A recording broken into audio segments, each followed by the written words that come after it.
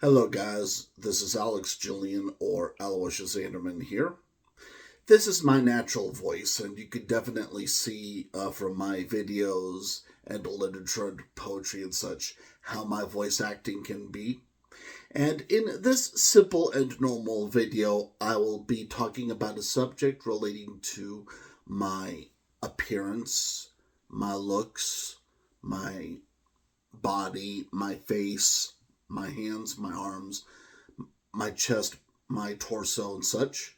In particular, I will be talking about why I am an ugly man.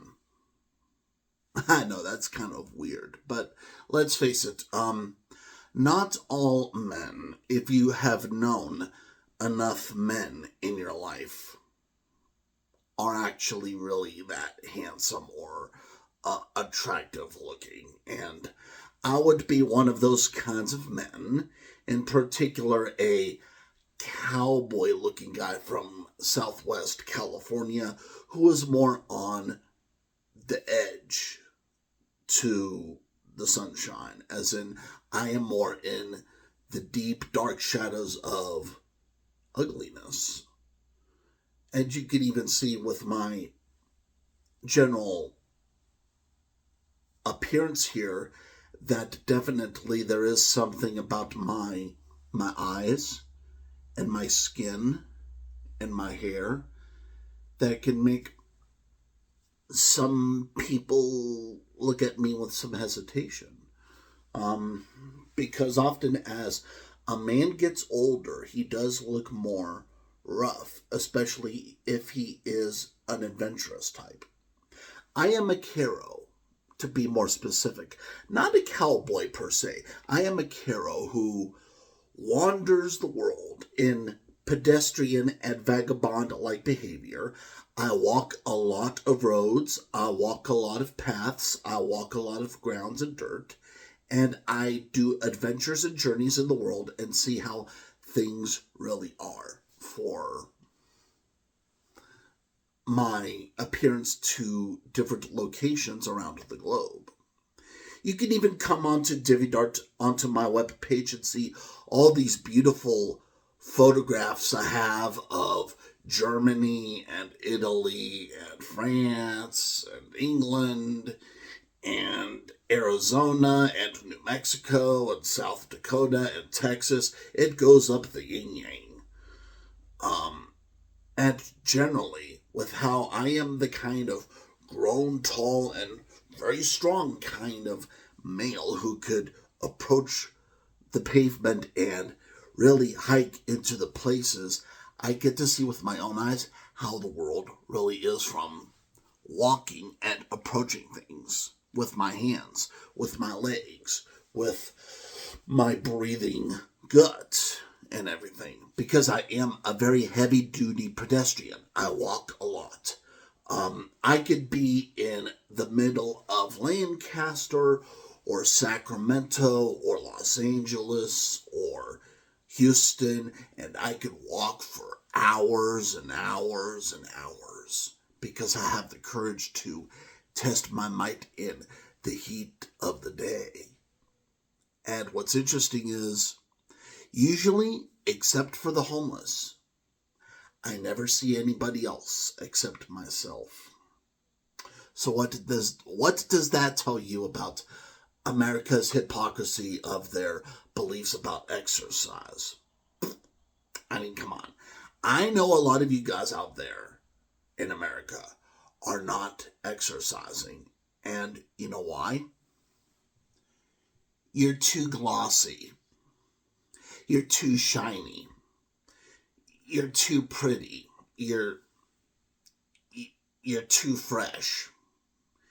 You're too perfect looking. You're too comfortable. You're too optimistic. You're too positive. In fact, you're so positive that actually it's less like positivity and more like gentility, which is a type of vulgarity. Gentility can seem like positivity, except gentility is the kind of thing that says, I will not move out of this space even if a tornado comes and kills me, you know. You got to watch out for that kind of moronic display of ignorance in terms of a false reaction to a means of survival in the wilderness. And unfortunately, when the Titanic, if you remember that famous ship from the American culture, that Titanic ship that sank, when that Titanic ship sank into the ocean and killed people who were on the ship, many of those people were basically glossy, polished, and glittery and foolish women who had this attitude of, oh, I don't want to go on a boat with smelly, ugly men.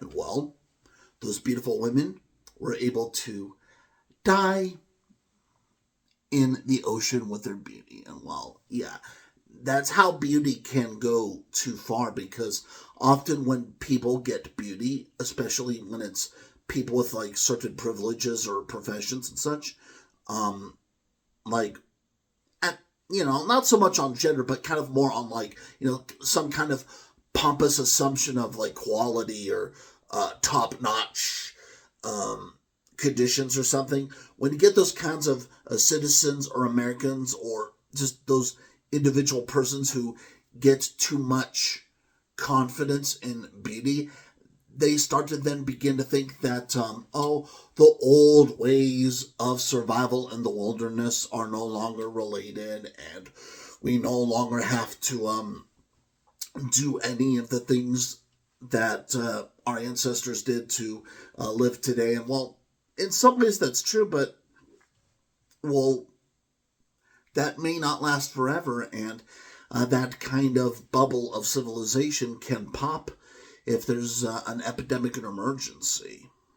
I mean, just think of the COVID epidemic, about how tragic it was for a lot of men and women in America to give up their handsomeness and give up their beautiness to wear masks and face shields and all this stuff on their bodies, because so many of them were getting sick during the COVID epidemic.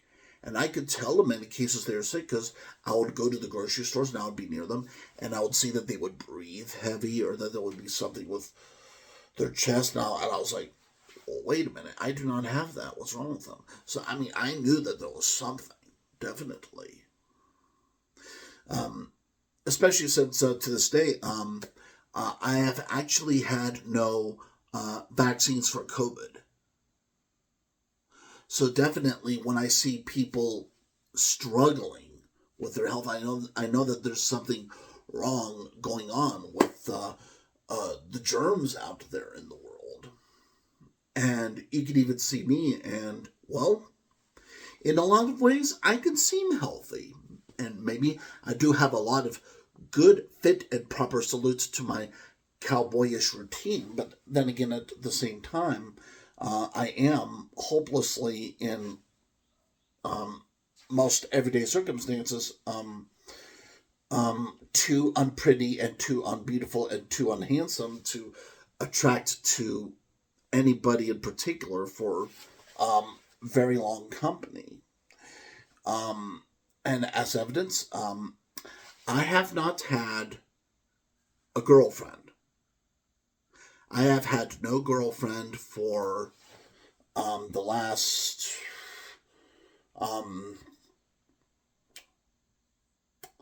13 years.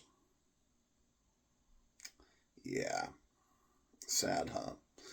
But, you know, I've tried to talk to men and women in public circles on social media and on dating websites and other websites where I could have opportunity to engage in social media behavior. And what I'm discovering is that, you know, there's a lot of discrimination against me. There's a lot of hatred against me and prejudice against me. I even noticed that recently on DeviantArt, there are actually members on DeviantArt who would try to pick up my hair or pick up my clothes and put it on their own favorite cartoon characters. And they would ignore me, and they would try to borrow from my cowboy appearance. And yeah, and especially when they do that for female cartoon characters, like with the hats and stuff I'm wearing, that's very sexist and racist and such. But that is what I need to deal with in a society that does discriminate against mentally ill people like myself. I have schizophrenia. I have autism. I have attention hyperactive deficit disorder. I have mania disorder. I have hyperpoly disorder or whatever. I have a lot of weird unknown mental things.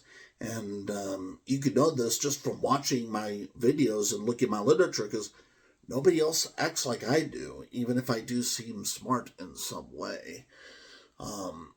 So that does indicate that, it's possible to be intelligent or smarter or wise and still have some kind of failing or diseased constitution of the body and mind. And I am one of those poor, unfortunate souls of that as a man. But at least with this video and with my justice for myself and with my reasons and dignity for myself as a good and responsible Carol in the West, at least I have good, honest cause for all of my ugliness in this cruel, heartless world sometimes. You take care. Have a good one.